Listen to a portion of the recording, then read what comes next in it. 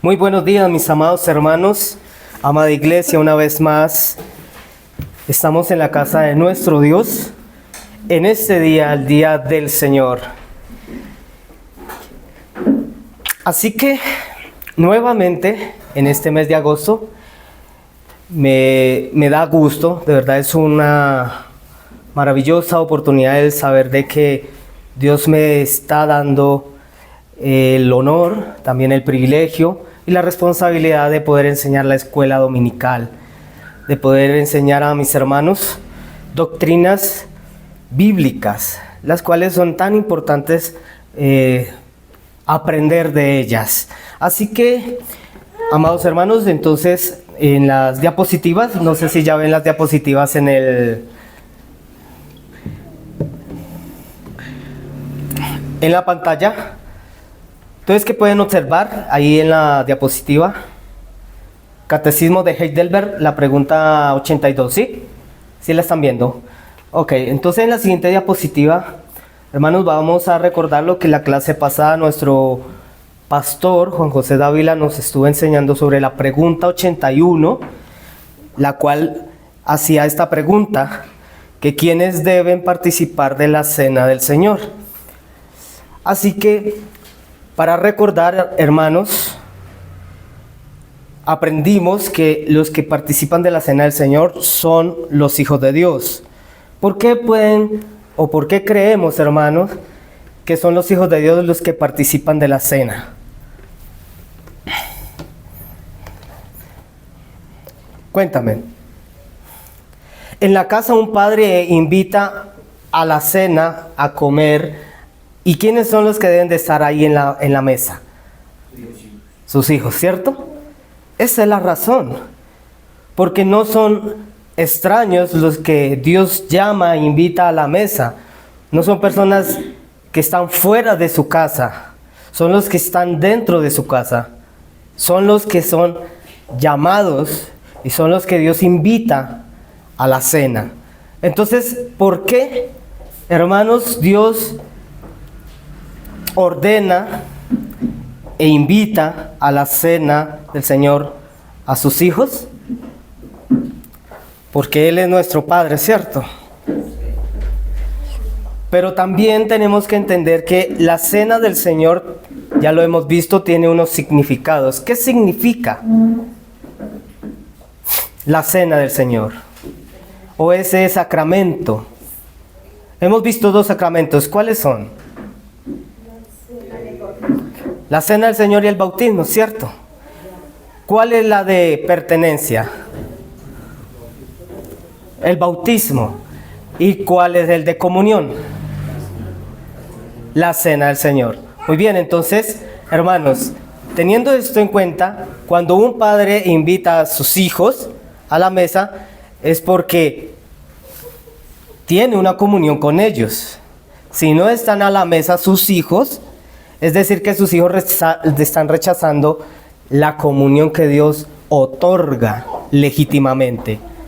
Así que, hermanos, de esta manera es importante que estos que se acercan a la cena, eso se vio en la clase pasada, tienen al Espíritu Santo.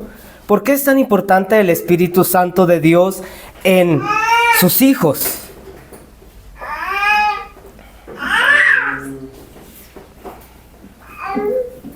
Bueno, vamos a recordar la cena del Señor. ¿Qué significa? ¿A qué apunta? Sí, es el sacramento de comunión, pero ¿a qué apunta?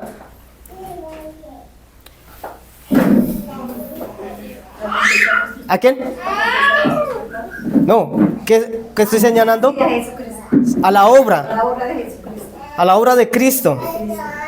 Entonces, el Espíritu Santo lo que hace a nosotros es recordarnos que somos pecadores y que nos dolemos de nuestros pecados cuando estamos en la mesa del Señor, porque es lo que apunta a la obra de Cristo. Es decir, Cristo murió por mis pecados porque yo era digno de morir por mis propios pecados, pero Cristo fue el que murió por ellos. Y por eso yo tengo comunión con Dios. El Espíritu Santo es tan importante en nuestras vidas porque es el que redarguye nuestro corazón y nos da y nos lleva al arrepentimiento cuando estamos en la mesa. Y no solamente en la mesa del Señor o en la cena del Señor, sino todo el tiempo.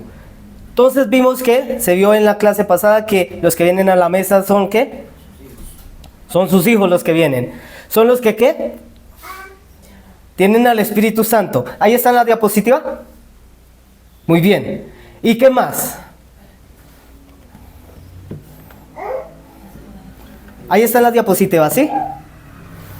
82. No sé en la pantalla que ven. 82. No, siga en la siguiente, donde estamos en la 81, recordando la pregunta del domingo anterior.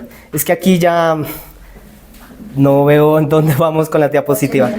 ¿Sí? Ok, ahí. Entonces hay 3 ítems que subimos en la clase pasada. Estamos recordando la clase anterior. Entonces, ¿quiénes son los que vienen a la mesa del Señor?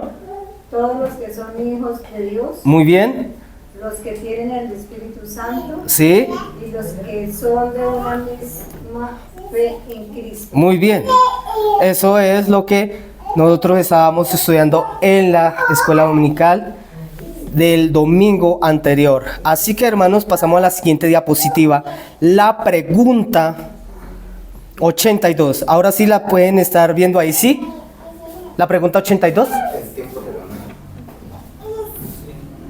Muy bien, entonces dice la pregunta: ¿debe ser admitidos a la cena del Señor quienes por lo que profesan y por la forma en que viven demuestran que son incrédulos e impíos? Esa es la gran pregunta que hoy vamos a estar respondiendo y resolviendo en este día.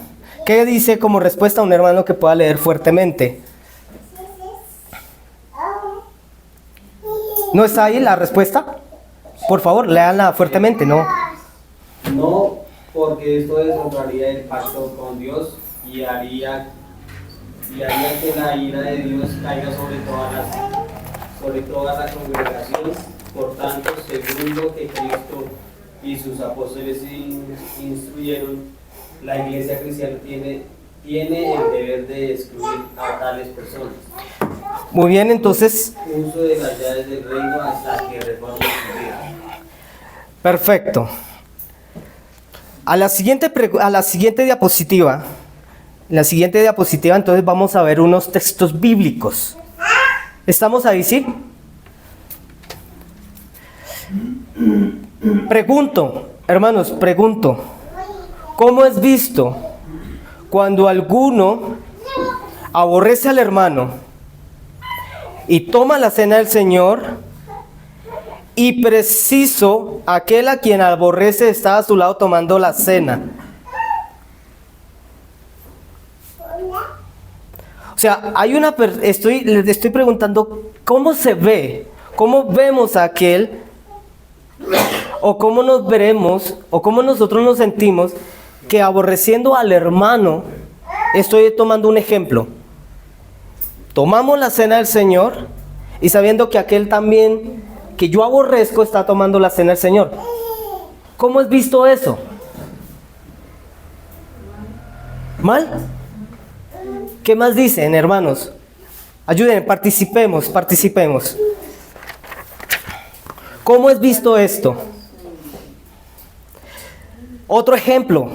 ¿Cómo es visto o cómo se siente cuando alguno que es irresponsable en el hogar, irrespetuoso en la casa, o en el trabajo, o en la ciudad, o en el campo, en donde sea, y no se duele de sus pecados y su vida no cambia, pero viene y toma la cena del Señor? ¿Cómo es visto eso de esta persona? Muy mal, ¿cierto? Yo estoy haciendo estas preguntas, hermanos, para introducirnos ya a entender lo que está preguntando el catecismo y respondiendo este. Entonces, los textos que están ahí, amados hermanos, un hermano que pueda leer primera, ahí está, ¿cierto? Primera a los Corintios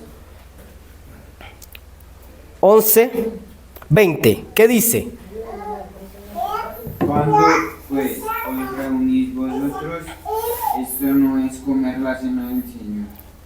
Muy bien.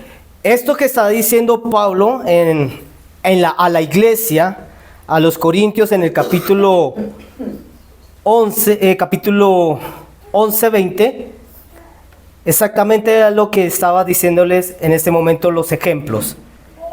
Cuando una persona tiene una vida y tiene unas prácticas como la de un incrédulo, como la de un impío, y toma así la cena al Señor, tales aquellos que están haciendo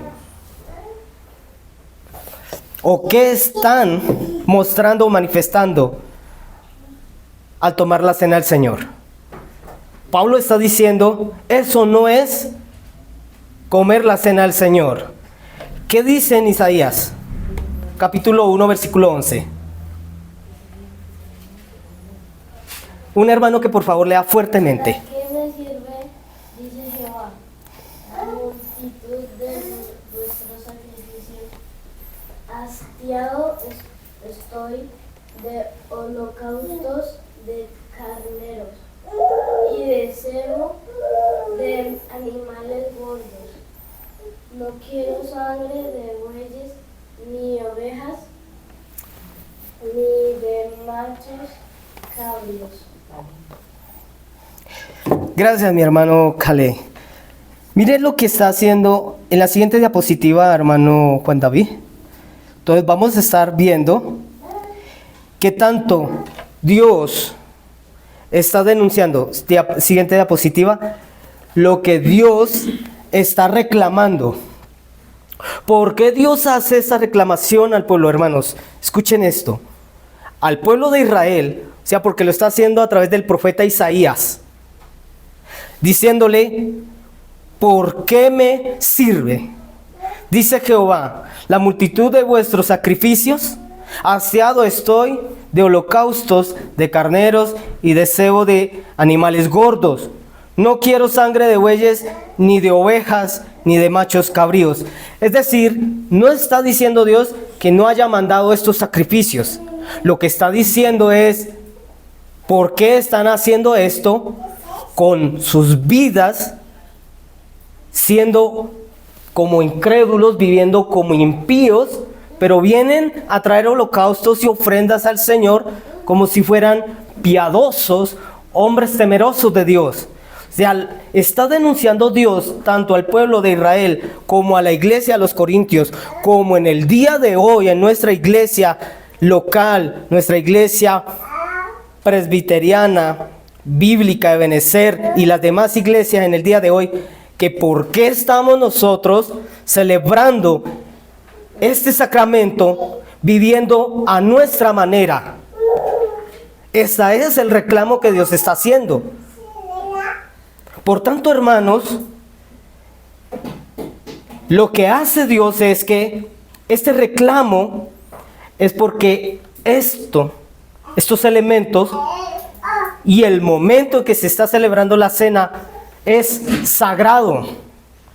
Los holocaustos son actos sagrados de Dios. Los sacrificios, las fiestas que demandó Dios al pueblo de Israel son sagrados. Por lo tanto, hermanos, así como en el Antiguo Testamento y en el tiempo de los apóstoles y en el día de hoy, significa lo mismo. Hoy vamos a estar celebrando la cena del Señor. Y hoy entiendan, hermanos, que Dios está reclamando eso. ¿Por qué venimos nosotros a tomar la cena del Señor, a participar de la cena del Señor, sin tener en cuenta de que esto es sagrado? Porque apunta y enseña la obra de Cristo. ¿Hasta aquí alguna pregunta? ¿Saben y entienden, hermanos, el reclamo de Dios que está haciendo hoy en día a nuestras vidas? ¿Entendemos, hermanos, el por qué Dios está reclamándonos a nosotros? Que pensamos que el venir a la cena del Señor no va a pasar nada y seguimos viviendo a nuestra manera, no entendiendo que esto es sagrado. Allí en las diapositivas, no sé en dónde vamos en las diapositivas, ahí, hermanos. Vemos ahí que estamos, que son sagrados, ¿sí? ¿Qué más sigue ahí? Porque Dios hace este reclamo. Muy bien, ¿y qué más sigue? Porque se trata de la cena del Señor es sagrado. Y una pregunta grande. Sí, ¿qué dice la pregunta? ¿Qué sucede si seguimos tomando la cena del Señor sin dolernos, sin arrepentirnos de nuestros pecados? Muy bien, esa pregunta es muy interesante, ¿cierto? Entonces vamos a preguntarnos en el día de hoy, ¿qué pasa si yo sigo tomando la cena del Señor sin dolerme, sin arrepentirme de nuestros pecados? Entonces dos cosas van a pasar. Siguiente diapositiva, ¿y qué van a pasar? Dos cosas. Retrocede una. Michael, léame ahí, porfa. ¿Qué pasa después de la pregunta? Hace la pregunta, ¿cierto?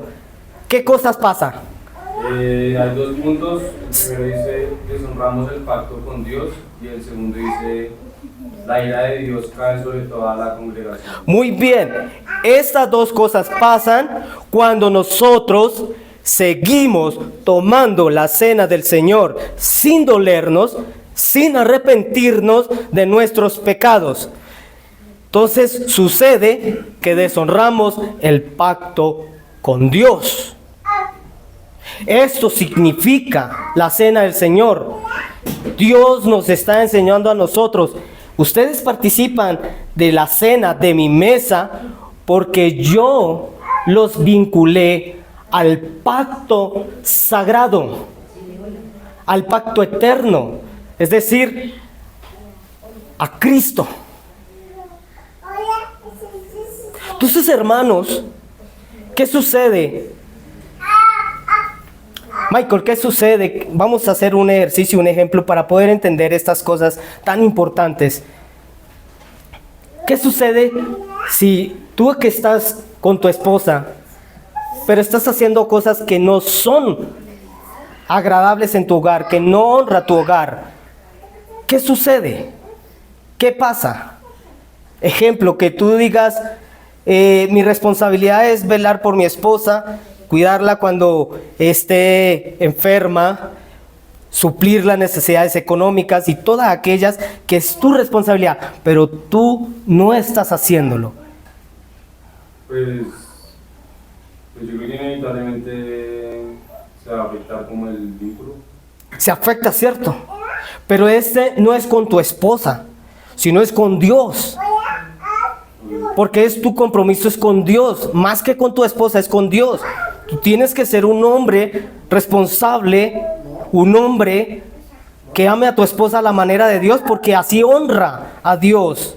Lo mismo aquí, hermanos, cuando nosotros tomamos la cena y no nos damos cuenta de que tenemos problemas, es decir, no nos dolemos de nuestros pecados, vivimos a la manera como deseamos, como queremos, a nuestro parecer, pues estamos deshonrando a Dios.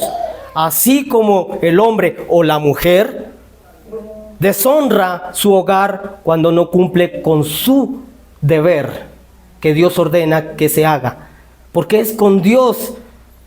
No importa en dónde nosotros estemos, nuestro deber es honrarlo con lo que Dios nos ha dado, es decir, en la parte del hogar, con el hogar, si en el trabajo, si es en la iglesia, en la iglesia. Ese es nuestro deber.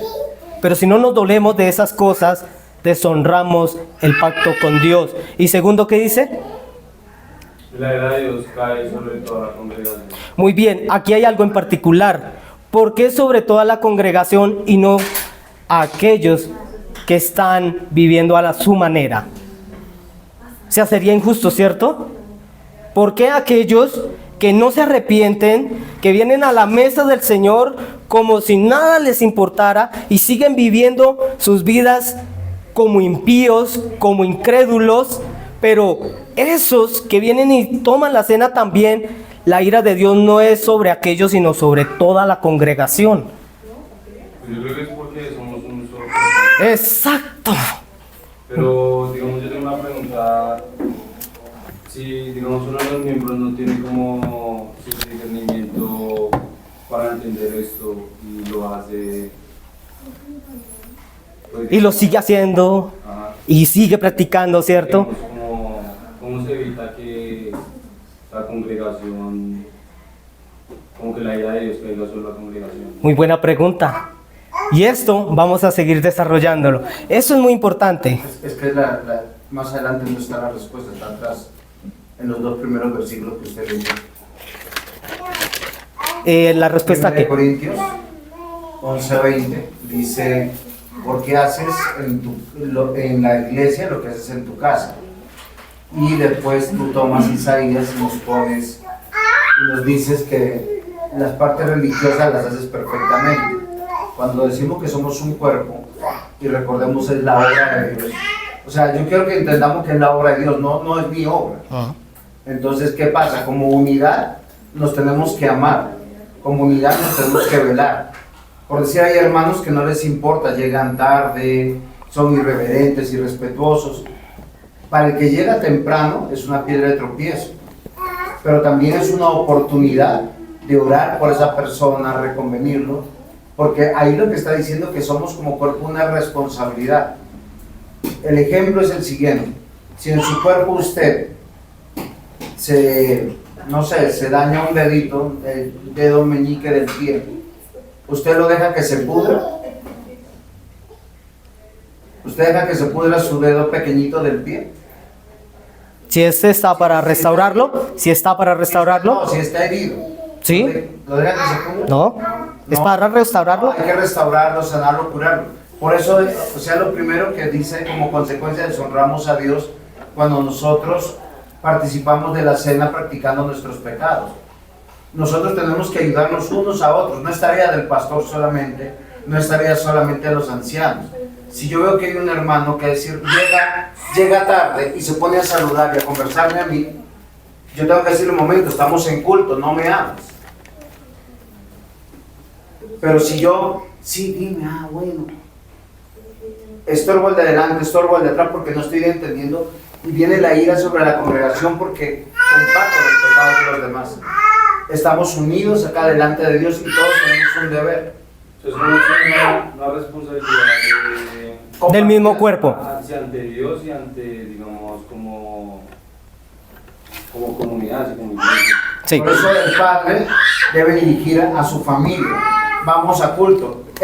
Cuando un padre con su familia llega tarde a culto, el que se deshonra es él y deshonra a Dios. Siendo un cristiano, porque no está entendiendo que el encuentro es con Dios. Cuando nosotros vamos a participar del culto, lo debemos hacer con reverencia. Si mi hijo me ve que yo estoy ocupado en otras cosas, va a aprender que yo no tengo temor de Dios. Va a aprender que soy irreverente, que soy irrespetuoso, que hay otras cosas más importantes. Por eso dice acá que cuando yo tomo la cena del Señor y mi esposa sabe que yo estoy en pecado, mis hijos saben que estoy en pecado, saben que lo estoy haciendo y no me llaman la atención, no oran por mí. Lo mismo pasa con los demás hermanos.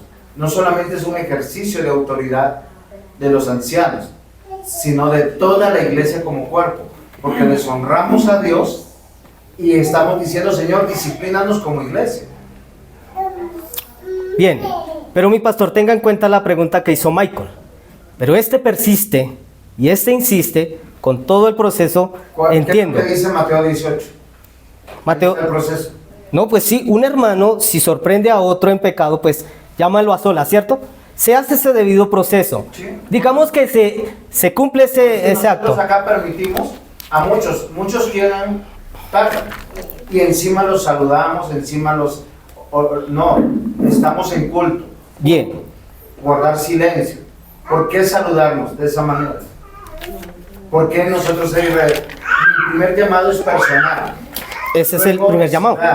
Es luego sentarme con él y reconvenirlo.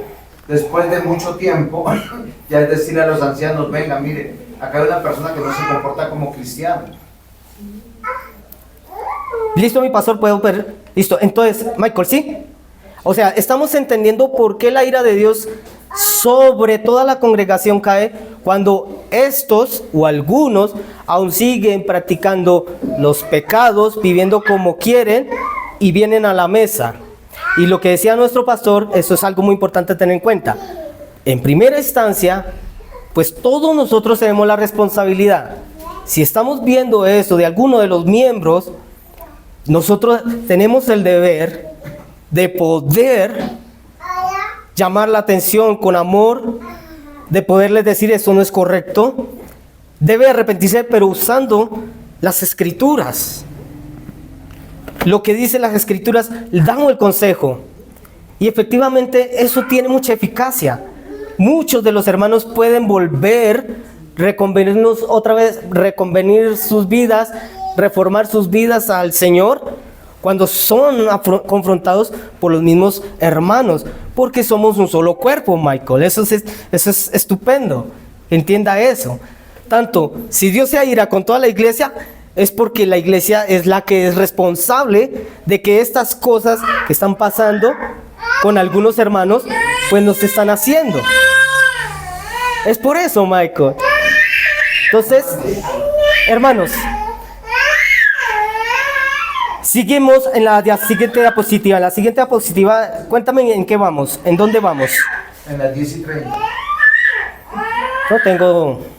10 minutos. ¿En dónde vamos? Tranquilo, mi pastor, ¿sí? Sí.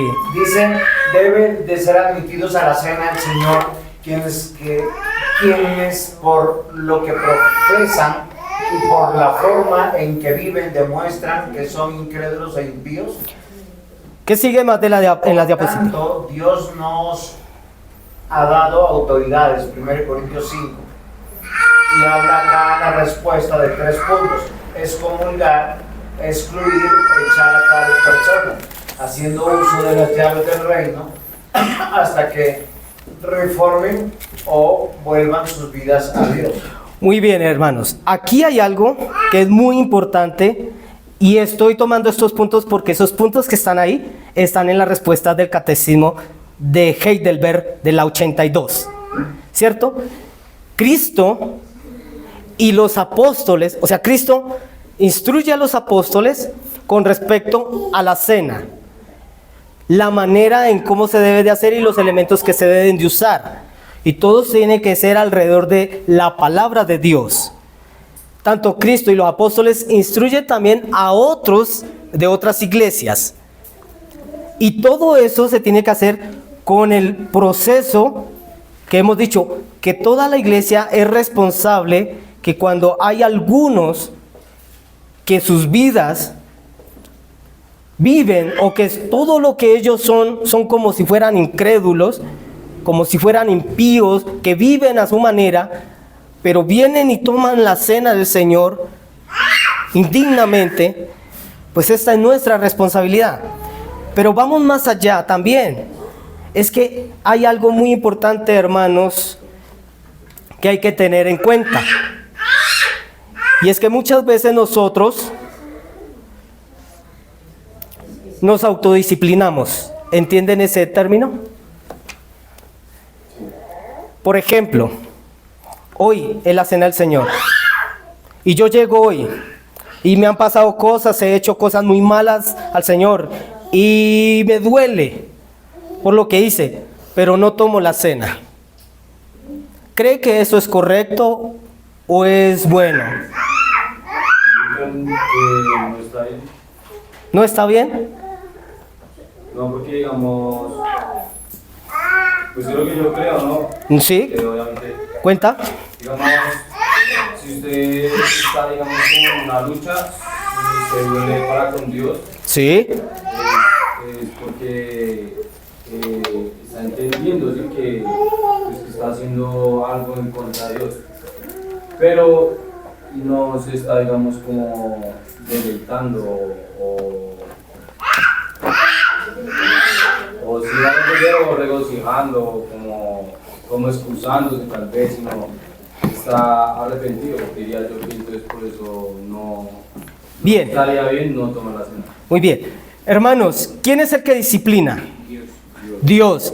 ¿Lo hace a través de quiénes? ¿A través de quién? Sí. de auto. Tu hija en tu hogar, ¿sí?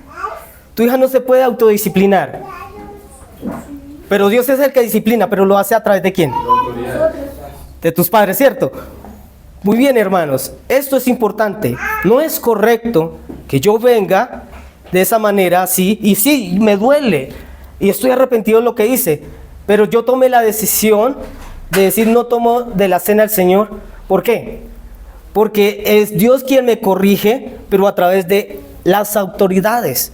Hermanos, no tengamos temor, no tengamos miedo de venir a ellos, de pedir ayuda a ellos.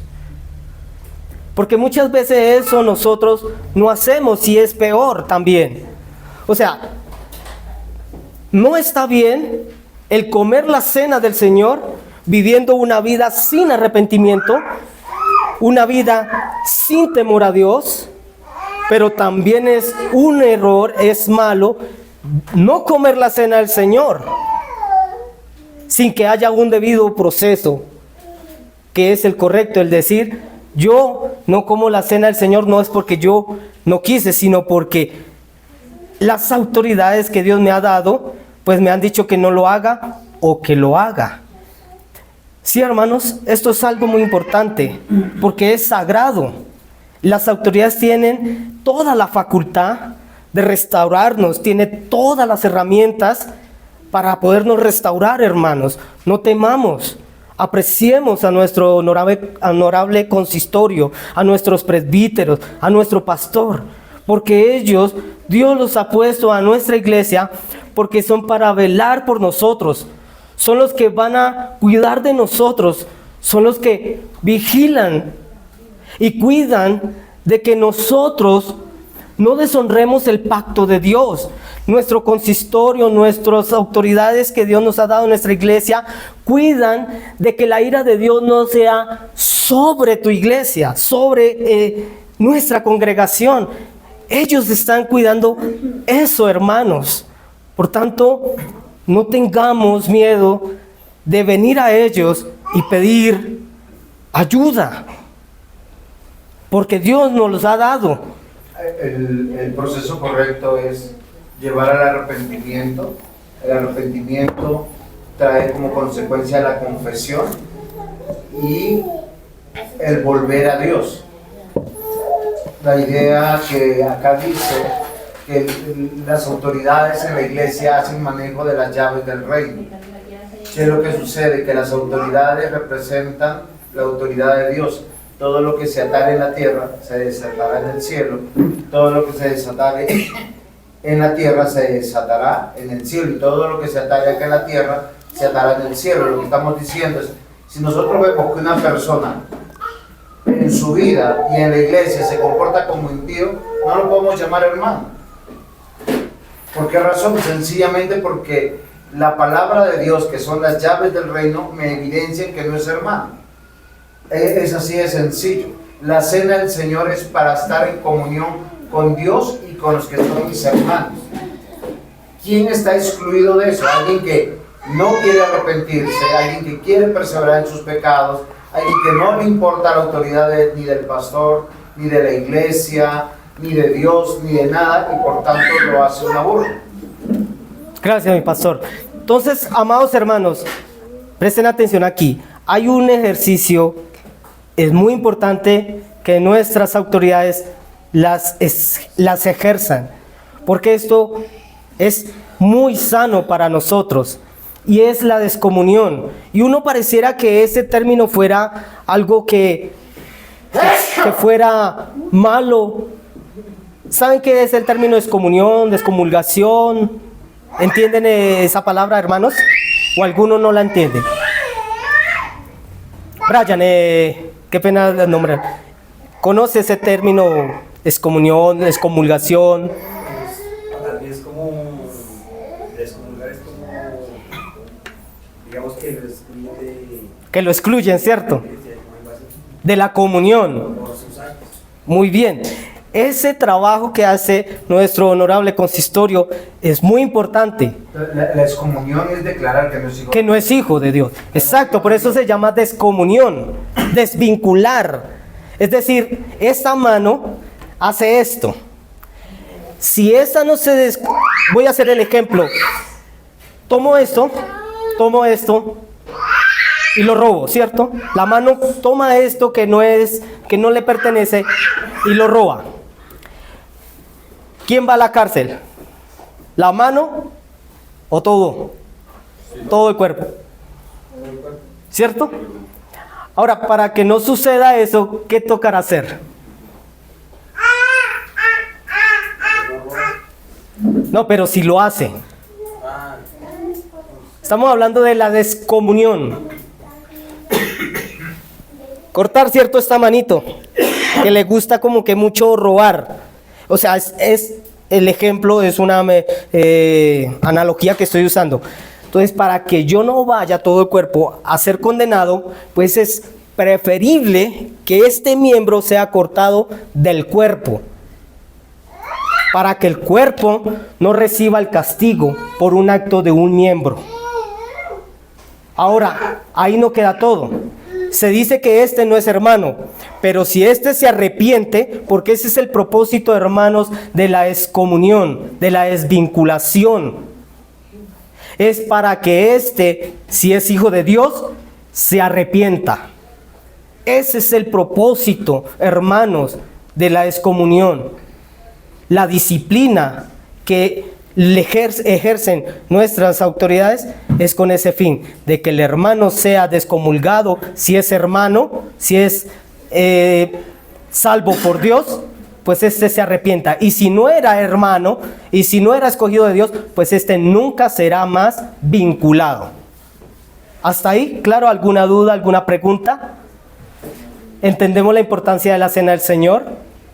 ¿Por qué es tan importante no venir a tomarla viviendo una vida como si fuera incrédula, sin temor a Dios? Las consecuencias que trae eso. Bien. Amado Señor, gracias por tu amor y tu misericordia.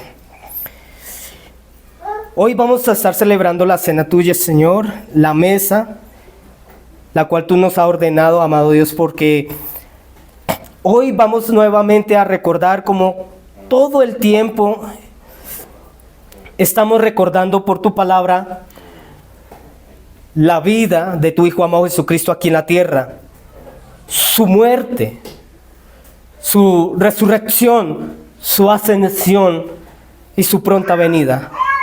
Amado Señor, ayúdanos a que nosotros vivamos para ti a la manera tuya, pero también ayúdanos a nosotros, hermanos, a que aquellos hermanos que no están viviendo vidas agradables a ti, nosotros podamos ayudarles con amor, exhortándoles, enseñándoles tu palabra, llamándolos al arrepentimiento, Señor, que no seamos permisivos, que no seamos negligentes al tal trabajo, Señor, porque es nuestro deber como iglesia. El amarnos unos a otros, Señor, es ver que si hay un miembro de mi cuerpo que está afectado, yo debo correr a restaurarle. Señor, ayúdanos a tener eso en cuenta. Hay muchos hermanos que necesitan ser restaurados y nosotros no estamos haciendo absolutamente nada. Por tanto, Señor, ten misericordia y ayúdanos a entender lo que hoy aprendimos, de que es tan importante, Señor, el deber de iglesia, nuestro deber como hermanos, en el nombre de nuestro Señor Jesucristo. Amén.